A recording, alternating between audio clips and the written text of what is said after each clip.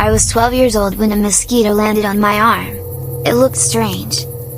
Its body was already swollen with dark red blood, as if it had bitten someone just seconds earlier. I slapped it before it could fly away. The instant my hand hit my skin, something happened. For one impossible second, I remembered burying a small metal lunchbox behind an abandoned house. Not imagining it, remembering it. I could feel the weight of the shovel in my hands. I knew the smell of the damp soil. I knew there was a massive oak tree with 3 thick roots rising above the ground. I remembered kneeling beside those roots, placing the lunchbox into the hole, covering it with dirt, and pressing the ground flat with the heel of my boot. Then it was gone. I was standing in my backyard. The mosquito was crushed against my arm. I remember staring at it because I couldn't understand why something that had never happened to me felt more real than my own memories. The feeling disappeared within seconds. The memory didn't. For years, I convinced myself it had just been a strange daydream. Children imagine impossible things all the time. Eventually I stopped thinking about it. 23 years later, I was driving through my hometown when I missed a turn. The road led past an abandoned house.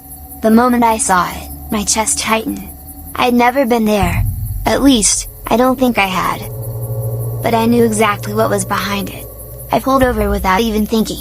I drove to the nearest hardware store, bought a shovel, came back, and walked around the house. There it was. A huge oak tree, 3 thick roots breaking through the ground. Exactly where I knew they would be. I started digging.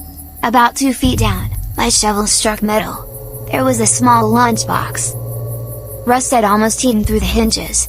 The faded cartoon on the lid had nearly disappeared. For several minutes, I couldn't bring myself to open it. When I finally did, there was no money inside. No letters. No photographs. There were 4 little girls' hair ties.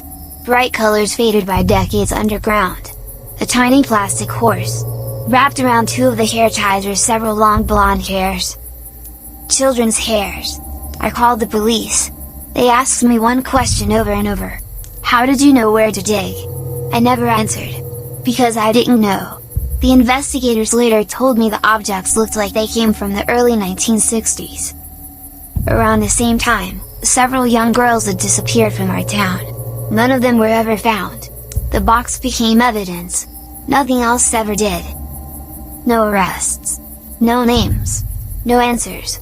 Sometimes I still think about that mosquito. Maybe none of this had anything to do with it. Maybe my mind invented the entire memory, and I somehow got lucky. That's what I told myself for years. But I've never been able to explain why I knew exactly where that box was buried. What frightens me most isn't what I found.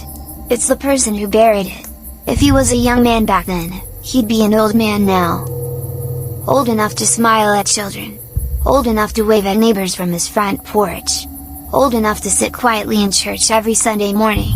Sometimes I watch the older men in my town laughing with their grandchildren, drinking coffee at the diner, or feeding birds in the park. And every now and then, one of them smiles at me. That's when the same thought always comes back. I wonder if it was your blood inside that mosquito.